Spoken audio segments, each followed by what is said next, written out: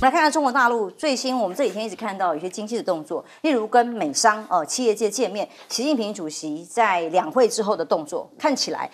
外交动作却是传出来一波接一波，传出来说他接下来除了5月份被传出来要到巴黎去访问之外，也会访问塞尔维亚，还有跟武契奇见面，跟马克龙见面，这些行程看起来都比前一阵子密集或者积极很多。哈萨克总统甚至透露他是在人大常委这个会面的时候见面的时候说的，他说期待7月初习近平可以到哈萨克去国事访问。双方以最有效的方式要干什么？讲得很直白，要做稀有矿物。铀啊、锂啊、钛啊这些稀土元素的矿场来联手开发，所以显然目标很明确，他们有共同的利益在这个块。那未来还有一连串外交行程吗？经济发展局表示，中国的企业已经成为中亚变革的火车头，有各种的计划，包括了出口数字，对于欧亚大陆这一块中亚的地方成长的是46.6%，进口成长了12.7%。就是在告诉大家说，这个地缘政治不管怎么紧张，经济的依赖就是这么深。再来，新疆呢有个快递包邮是什么？哇，全国首趟乌鲁木齐快递电商班列立刻开动了，很快耶！这个是中国铁路的官方成功推出了第一趟电商班列，说从乌鲁木齐一路可以开到用北斗定位查询功能的电子锁，可以客户你一旦送出去之后，用你的北斗定位卫星连线，随时可以查你 APP。现在这个从乌鲁木齐哪里或哪里出发了之后，已经到哪里了，直接可以通到其他的中亚其他国家。例如马来西亚交通部长说中马他现在考虑马来西亚东海岸线衔接的铁路延伸到马来西亚之外，跟泰国边境之外，还要再把泰国跟现有的计划整个连接起来，促成两国之间的经济联系，就是一带一路一直在往下延伸过去。没有忘记过去泛亚铁路曾经有各种的这种说法跟一个想法，把打通到哪里？从中国一路通经过了越南、辽国、柬埔寨，一直到新加坡、马来西亚，这样的想法，现在一步一步是不是可能实现了呢？马来西亚政府就宣布要重启新高铁计划呀，到时候高铁市的首条连接吉隆坡跟新加坡的这个路线就可能要实现了吗？还有中国跟澳洲很有意思当时互相叫骂嘛所以惩罚关税、禁红酒，进来一连串的友善的互访之后，果然3年的贸易战现在落幕了。台湾那个时候还不是拼命拿预算去买民主红酒吗？现在人家已经和好了人家吵完架了所以中国从即日开始，今天把这个所谓的额外反倾销补贴税金取消，所以等于全面对于澳洲的红酒解禁了。那澳洲的总理艾班尼斯当然就立刻很开心很乐，他就宣布说：“哎呀，澳洲的瓶装葡萄酒重新进入中国市场了，那会使澳洲生产跟中国消费者同时都有好处。我们也会继续敦促消除影响澳洲出口的所有剩余贸易障碍，符合中澳两国的利益。他们都在为共同的利益而合作的时候，这个时候有一个人就记得吗？我们前阵子看到那画面很惊悚，就出现在这个桥墩，美国居然这个桥墩一个货轮撞过去，就让整个桥垮掉，灌了好几节，还有汽车掉到这个海里面去的画面，让大家很惊悚。现在传出阴谋论居然是说，这个报道是这样讲的，说船公司的前执行长竟然是谁？赵安吉是谁？也就是先前呢，曾经在这个海潭里面、水潭里面里面有中资各种的疑虑等等的，要不要断钩、断链等等，最后死在水潭里，就死因其实不是很清楚的这位执行长，被说这个是 S 账号有一个网络上的说法，就说从传感器切断。就这个船曾经一度是断讯的，没有办法连接去呼救了之后，最后再重启的时候就发生了这样的意外因此就很多阴谋论是不是中方是中共军工产业赵安吉跟他的先生参与了相关产业因为有内情很深，让很多人猜疑，不愿意配合，所以被暗杀了等等的。所以这个事件的幕后黑手把这个美国的一个桥墩给撞断的是中国嘛？我想象力大家都很丰富，但总之这种各种仇恨跟揣想的阴谋论没有少过。赖教授来看看，从习近平的动作来讲，对于美方的各种围堵跟对抗，他自有一套自己的逻辑跟做法。我觉得现在看世界局势要从地缘政治、地缘战略的角度来看问题我觉得会看得比较清楚一点。过去中亚这整个地区是俄罗斯的势力范围内中国大陆很早20年前就要发展这个中吉乌这个铁路，而且要连接到里海然后要跟伊朗这边要衔接，但是俄国反对俄国不同意，所以当时都没办法动。那现在俄国因为跟西方国家完全决裂了，他跟中国大陆这边就开了很大的门，所以你看中吉乌铁路就马上就开始进行了。是，现在哈萨克本身也急了因为对哈萨克来讲的话，它是内陆国，内陆国它如果要改善它的经济的话，它必须要跟外界连通，所以它当然更希望跟中国大陆能够直接连通。那如果能够连通的话，它的产品就能够运到中国大陆，从这边出去，也可以从中国大陆把产品运进来，是经济命脉对，那所以它的内陆国的地位就会受到改变，那它的经济发展就有了一个空间。而对哈萨克来讲，它的天然资源就是稀土，可是稀土对于它来讲又不够足够的电，它又需要这种提炼技术。那跟中国大陆目前来讲，在稀土是领先于全世界的国家来说的话，它的合作当然就势在必行。所以对于哈萨克的总统来讲，他当然希望习近平去那边访问，这点我们都可以理解那有关于这个塞尔维亚，塞尔维亚它其实涉及到的，那也就是跟匈牙利的一个我们叫做匈塞铁路的连接，再往南走就到马其顿了，接着要接到希腊的这个皮拉奥斯港这样的一个连接线。那这样的话就可以把塞尔维亚跟匈牙利的内陆国的地位也改变了，它的货物可以出去，也可以进来。所以本来中国大陆是在东欧这个部分是把乌克兰作为门户很重要的交通枢纽。可是乌克兰现在跟俄罗斯在战争中，那他现在进入这个匈牙利，然后到塞尔维亚，我觉得这个部分里面是中国大陆把它的这个“一带一路”里面的货物从中国大陆运到这个东欧的一个非常重要的一个转运站我觉得目前来讲，你看荷兰的吕特也前几天才刚到北京去。其实习近平也跟吕特谈到，这个荷兰是中国大陆从海上进入欧洲的一个门户。我们可以看到这个“一带一路”里面的整个布局中，其实就是用交通网络在发展。在这个里面，我们就看到在亚洲这个部分了。您讲到泛亚铁路也好，或者是大亚洲铁路也好，你会看到现在马来西亚跟泰国已经进入了白热战，竞争的很激烈的阶段。为什么呢？因为马来西亚它现在的政府，因为它跟中国大陆关系越来越好的情形下，马来西亚的东线的铁路在建构，而且它离泰国的边界只差40公里，而这条600多公里的铁路，可能再过2年，2026年就要竣工了，就要开始开通了。这个对马来西亚的经济发展是很有帮助的。可是对大陆来讲，本来他是希望这些铁路一直连到泰国，一直连到这个中国的境内，也就是中国跟老挝，也就是辽国的铁路已经打通了。现在对泰国来讲，他看到这条铁路的成功，泰国的很多的榴莲都透过这条铁路运到产品运到中国来，而且卖得很好的价钱。所以泰国现在在极力要争取的就是说，跟中国大陆把这条铁路跟泰国连通。可是问题就是，为什么我会说现在是泰国跟马来西亚激烈竞争呢？是因为泰国最近一直有一个兴趣，就是本来它有个地峡，那这个对克拉克地嘛，本来大家以为是要打通一个运河的，可是打通运河对泰国来讲，他又担心它的南部的穆斯林，跟北部的佛教徒之间的矛盾，然后最后地峡一切开以后，他们宣告独立，所以他们就不愿意的情形下，目前他们打算采用的是什么呢？用铁路连通，也就是说两个港口，那这样的话，货轮就不用经过，有很大的一部分的货轮就不用经过这个马六甲海峡了。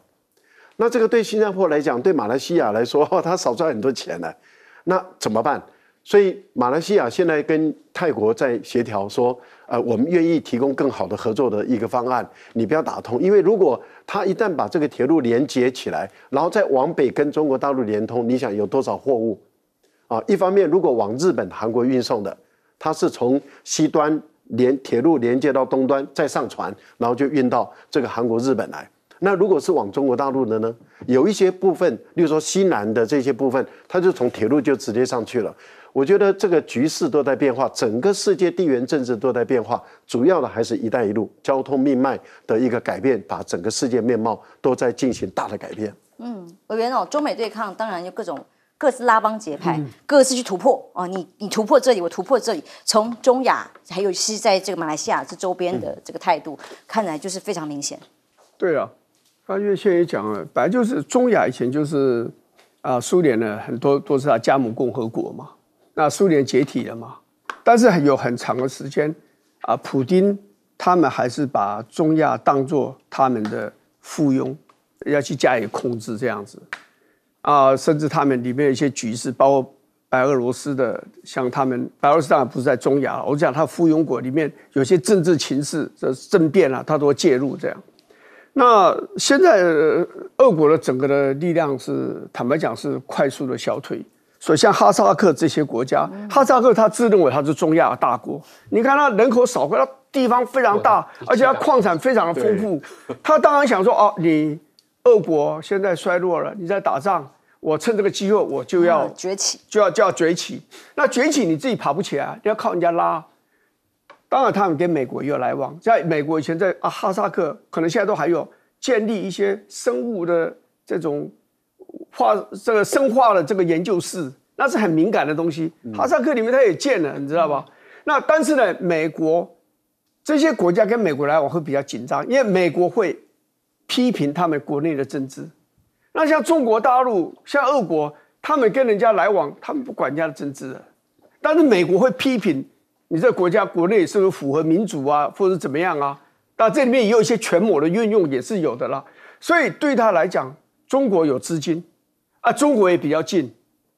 那这个而且他不是俄国，他对我没有领土的野心，所以我跟中国大陆来往的话，我可以收获不少。所以这些国家基本上都这样，所以中亚大概都这样。至于讲沙特阿拉伯跟中国的关系本来就很深嘛，我们都还记得在80年代，他卖了中程弹道飞弹给这个沙特阿拉伯，美国大怒，要阻止也阻止不了。那你看他现在，他也帮他核子设备，譬如说那个核电的这些设备，他们在合作。所以中国大陆跟沙特阿拉伯其实是走得很近的。所以我是觉得他是被这个就是围堵跟反围堵啦。美国对中国大陆进行围堵，中国大陆就要用尽的力量去突破这些围堵嘛。那这些他都选比较容易突破的地方，譬如越南跟中国大陆在1979年当然打过这个边界的这个战争，但是呢，越南同样的，他对美国也是很担心受到资本主义的这种影响他的政治体制。中国大陆跟俄国呢，毕竟也帮他打过越战，所以他跟中国大陆有矛盾，可是呢还是要来往所以这未来就是说地缘政治会变得很激烈的对峙啦，就只因为是美国要用尽的力量要围堵中国大陆，就会产生出很多的摩擦，还有很多的这种勾心斗角纵横捭阖都会出现的。是，但是局势变化万千。严老师，当我们之前看到澳洲跟中国大陆互相这个对峙跟美国站在一起的样子，但现在为了要各种的经济议题货物销售，所有的过去的喊话，现在都回归和平我觉得我们要把澳洲的红酒丢出去，你怎么能够现在变成威权红酒了不是民主红酒了但是说老实话，我看以前台湾跟美国的贸易关系，就是美国用它的市场逼你做很多事情，包括台湾真的我们的民主化，美国某种程度在推动的时候，我们也被迫嘛那大陆现在也用它的市场来做它的外交，就跟美国一样的。但是在大陆，刚才我们讲了，你帮澳洲买这些东西之外，它还有一个力量，就是搞这个基础建设这个基建魔人，全世界这样子跑，美国或者其他欧洲国家大概都没办法这么做，因为你我自己做非洲研究，非洲的基建大陆包到这个程度，就是因为法国，对不起，你是留法的啊、法国的工程师到了非洲要住5星级旅馆，大陆的工程师跟你工人住公寮，那这个价格就是便宜啊，所以这个是没有办法的。那我刚刚讲到澳洲啊，澳洲过去它其实尝到过大陆的甜头，就我们去回想10多年前，大概是10年前吧，澳币有一度比美金大哎。那个时候澳币、加币，他们这种资源丰富的国家，那个币值升了很多。为什么？大陆买了多少澳洲的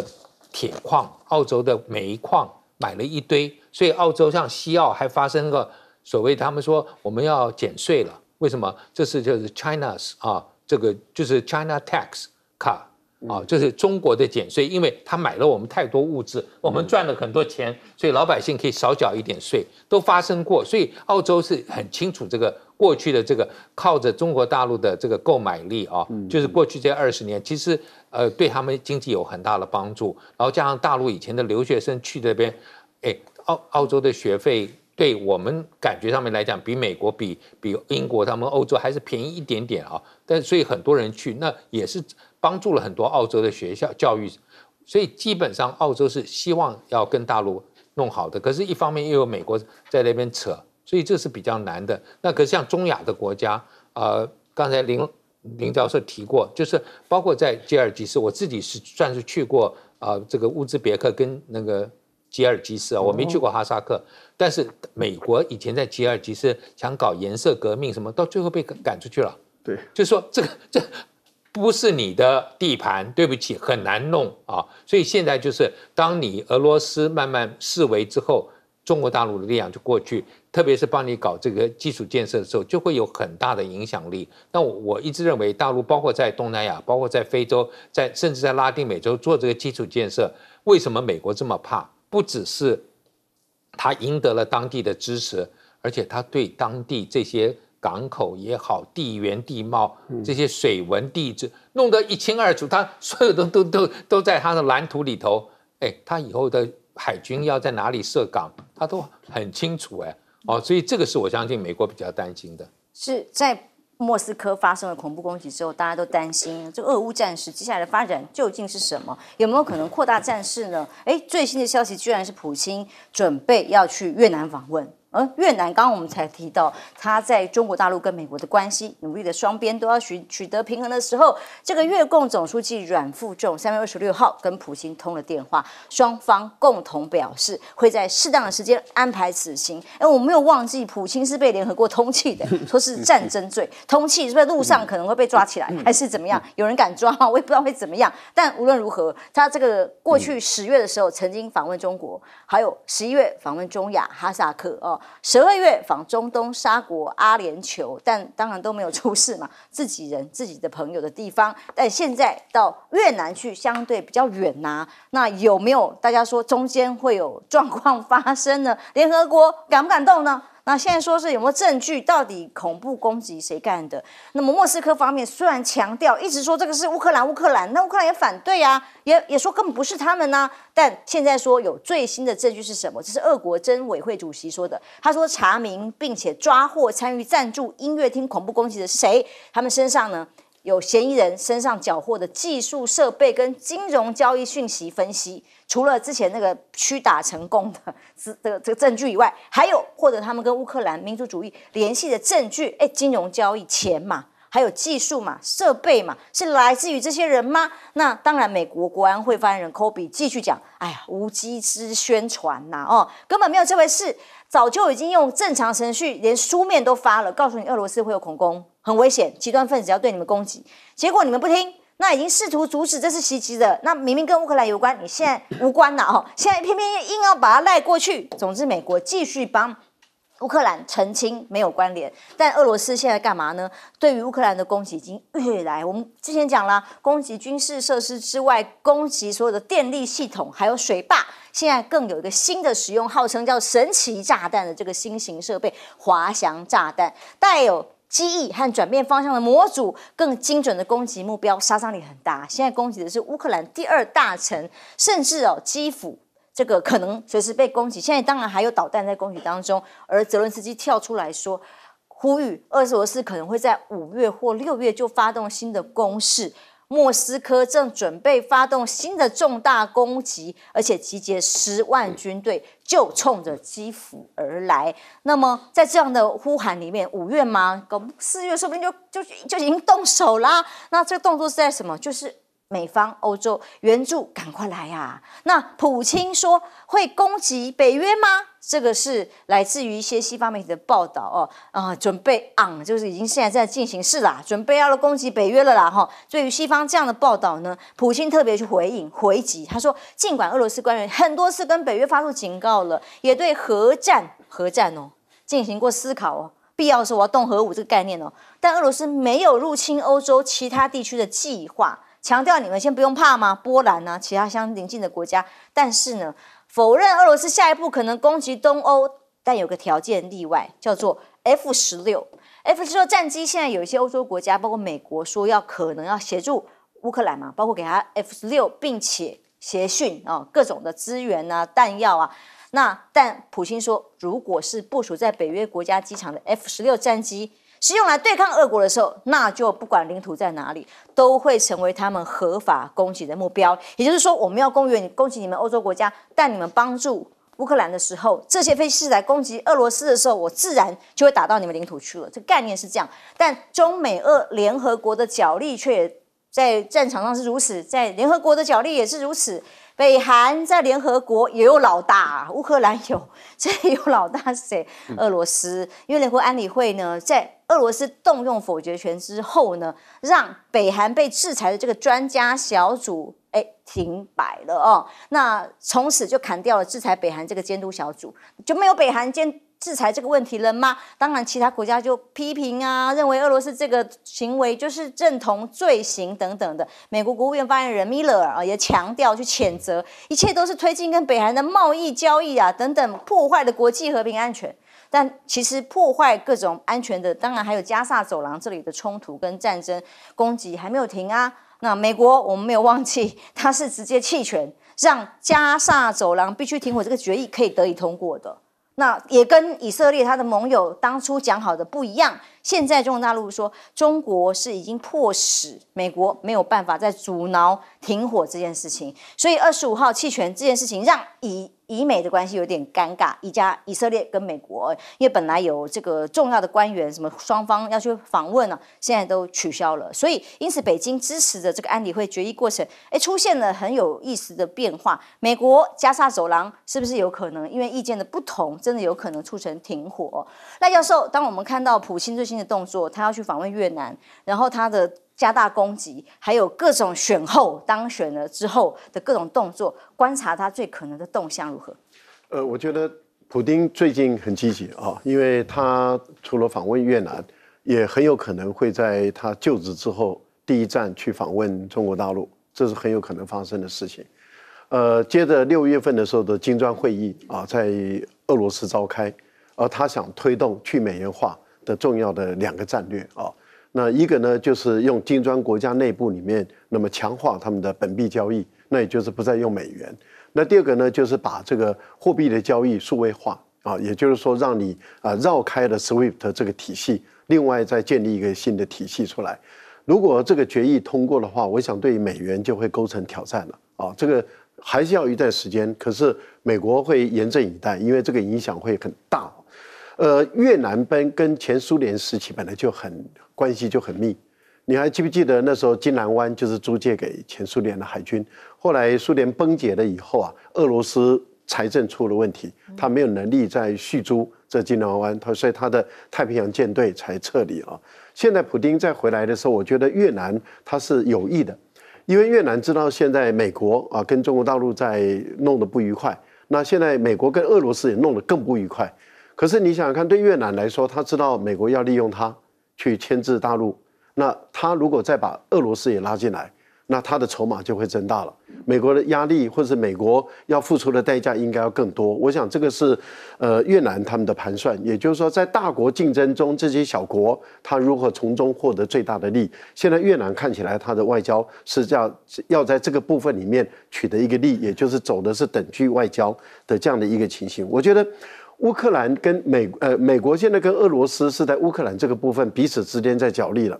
因为俄罗斯一定要去证明说恐怖主义的攻击是乌克兰做的，美国一定要努力证明说绝对不是乌克兰做的。现在的情况是谁摆出了证据能够说服西方的国家，而不是全世界哦？为什么说西方的国家？如果俄国的证据能够充分，能够让更多的西方人相信，那他们就没有办法再支持乌克兰了。好，因为在道义上来说，也就是在反恐怖主义，这是反对一切形式的恐怖主义，是联合国有通过的国际决议，也有国际共识。那这样的情形下，他们就不能够再支持，这个对乌克兰来讲处境是很不利的。所以你看，俄国卯足全力要证明是乌克兰做的。我觉得目前乌克兰的局势外援很少，所以俄国发动春季跟夏季的总攻，我觉得可能性是大的，因为这是一个非常好的时机。所以乌克兰处境真的非常的艰难。休息一下，马上回来。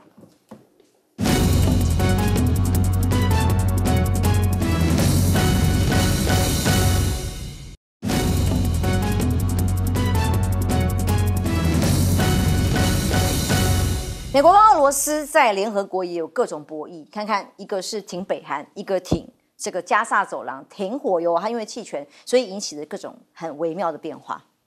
对，这个说实话，这个就我常常讲，美国是一棵非常大的大树，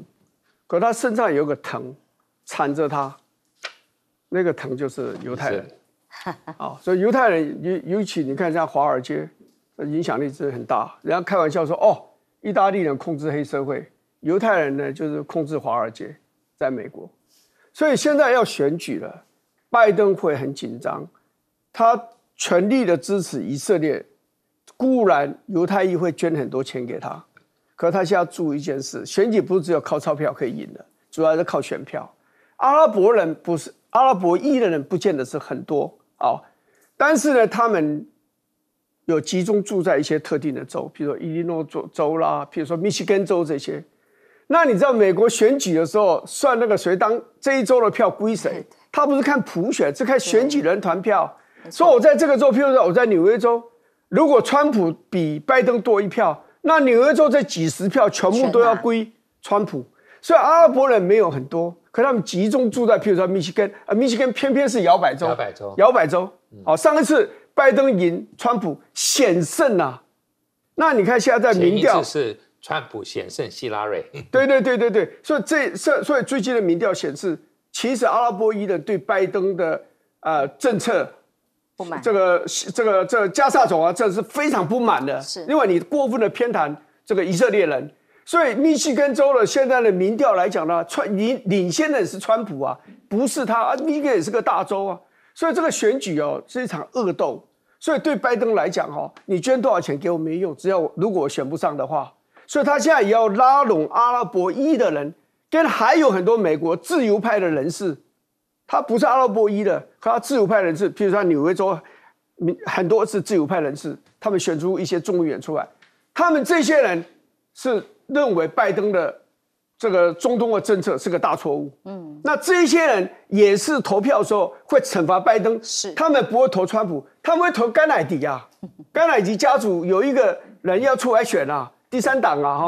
所以投票给他，那伤了谁？伤了拜登。所以现在拜登在联合国，他要否决，他一个人就可以把他否决了。为什么他不否决？选举的考量所以选举万岁，选举最重要。是弃权嘛，所以让朋友盟友也可以弃权了嘛。休息一下，马上回来。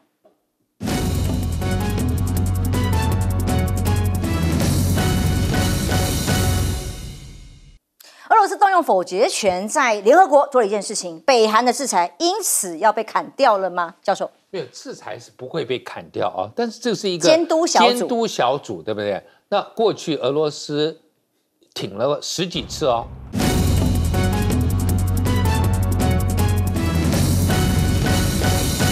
观众朋众平安，欢迎收看 TBS 新闻大白话，我是王浅秋。这一节国际以及国内的大白话，我们第一位来宾是国际战略学者林玉芳前委员。大家好。政大国关中心兼任研究员严正声老师。主持人好，各位观众大家好。国际政治专家赖岳谦。主持人好，观众朋友大家好。看看现在在刚刚前一段我们谈到了国防部长邱国正今天请辞被慰留，两岸之间有很多的兵凶战危这种讯息，让国人其实不太放心的这个时刻呢，看看大陆的台海巡演。这个联合巡演是在台海西侧联合进行，厦门海事局还出动了动8、动2的旗舰，这些船呢组成的联合编队，告诉大家秀肌肉啊，你随时都变成常态在进行的演习。而我们的海巡署怎么说呢？管碧玲又出现了啊，他出来说，反正呢，我们的台湾海巡也是常态执法，该驱离就会驱离，该扣留我们都依法行政。但目前为止，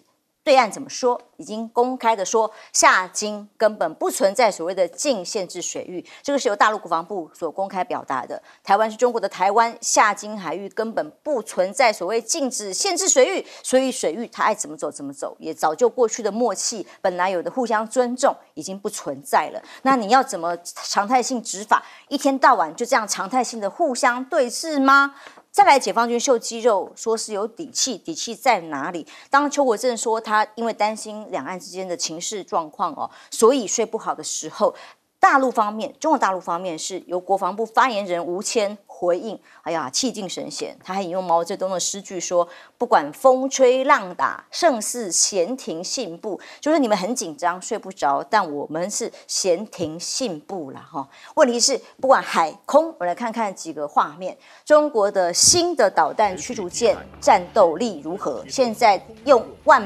发炮常标配这种做法，用影片告诉大家说，这个高速每分钟可以达10000发的这个攻击能力，告诉大家，我们有这样的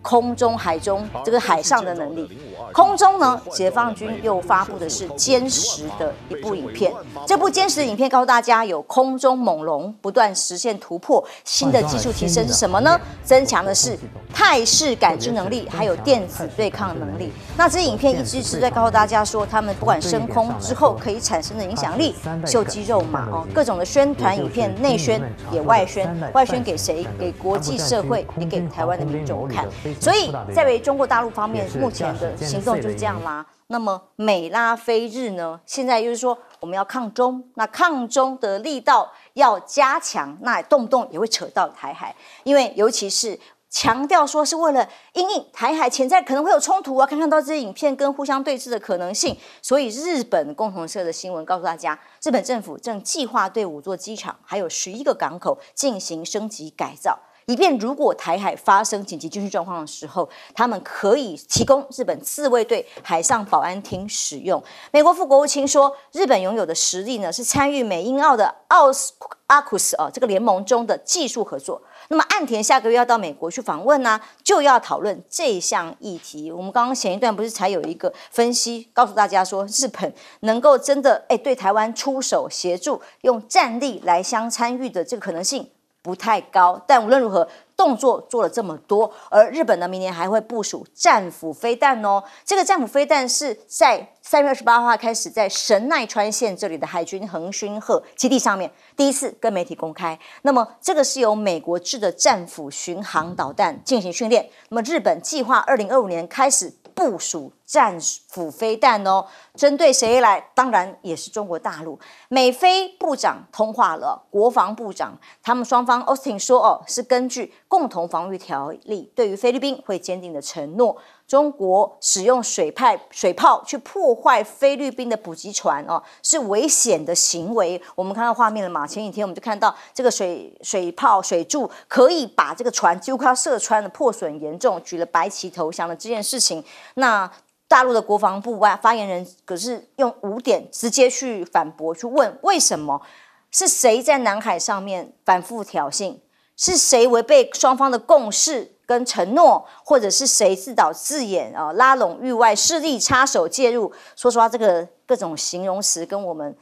台海用的还蛮像的，几乎卡比就可以代换过来。而美国专家似乎也是这样想，他说520之前呢，中国升高胁迫啊，可能会有各种军事演习行动会越演越烈，所以建议台湾仿效菲律宾啊。所以我们也要有这种船去对峙，然后被射穿吗？然后会有媒体要来空拍机发动来做舆论战反制吗？这个是华府智库全球研究中心说的，这种中国灰色地带就要这样来做搞宣传呐。那台湾真的有这种宣传对峙的本钱吗？委员，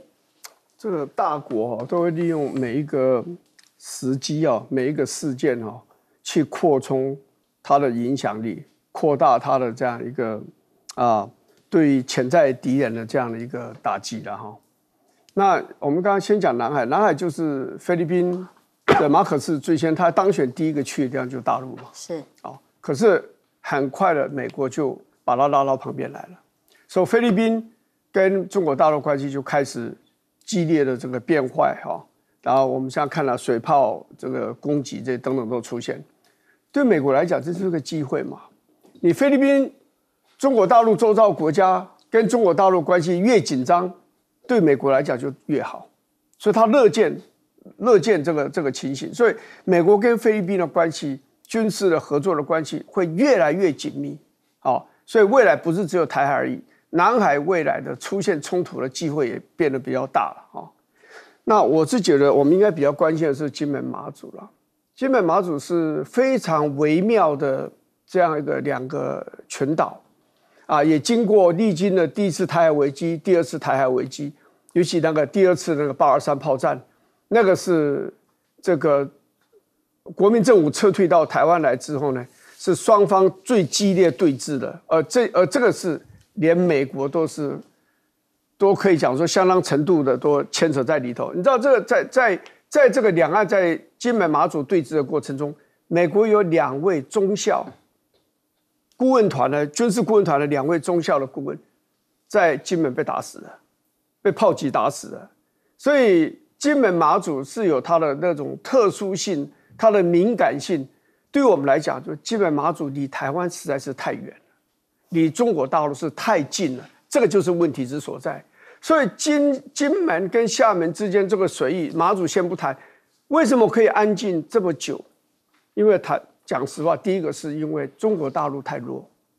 在军事上，你看它的战机以前都贴着中国大陆海岸在飞，不敢大举出来，它都利用，譬如说这个康乃尔，李登辉到康乃尔那一次然后呢过来就是1999年的2国论这些，他利用每一个机会就开始大举的向这个中线来。这个过来，甚至穿越台海中线，是。所以在这以前，金门马祖其实基本上还算是蛮平静的自邓小平下令不再对这个金门马祖攻击炮击之后呢，其实成平了很久。那所以那个什么限制水域啦，这个禁止水域啦，限制水域那个是非常复杂的东西。我在这边也讲过，对不对？你这个马山到角屿之间。大概是1800公尺，我们的限制水域给人家划到1500公尺，那你就发到人家家门口去了。那中国大陆也不动声色，也不找你麻烦现在为了这个快艇这个翻覆的这个事情，这个你说你未来这个禁制水域、限制水域，你还存在吗？你说你不准进来，我一划就划到离你马上到你对岸的角屿。我就这样画了500公尺，你就不能进到1500公尺里面来了，我就一定要强制驱离。那个离大陆非常近，离金门又远很多。你敢执行这个？你有能力执行，而且你敢执行吗？因为讲道理呢，也有点不太通因为应该所谓的禁止水域、限制水域都不管，双方之间应该平分嘛，应该切出一条中线。但是金门跟对面来讲，我们只有靠廖罗湾那边是向着台湾，是向着大海的，其他都可以说被中国大陆这样子包围了大概2/3多一点的这样一个态势，所以未来会变得非常的复杂。其实我觉得我非常担心的是金门马祖的问题，因为随时都可能会冲突，而且双方的态度看起来都很强硬大陆是公开否认有所谓禁限制水域的存在我也再讲一次，马祖也是一样。啊，马祖这个到对岸，它那个最近的那个距离，那个黄岐半岛啊，那个大概是8800公尺。我们的限制水域跟人家划多少？他划了6000公尺，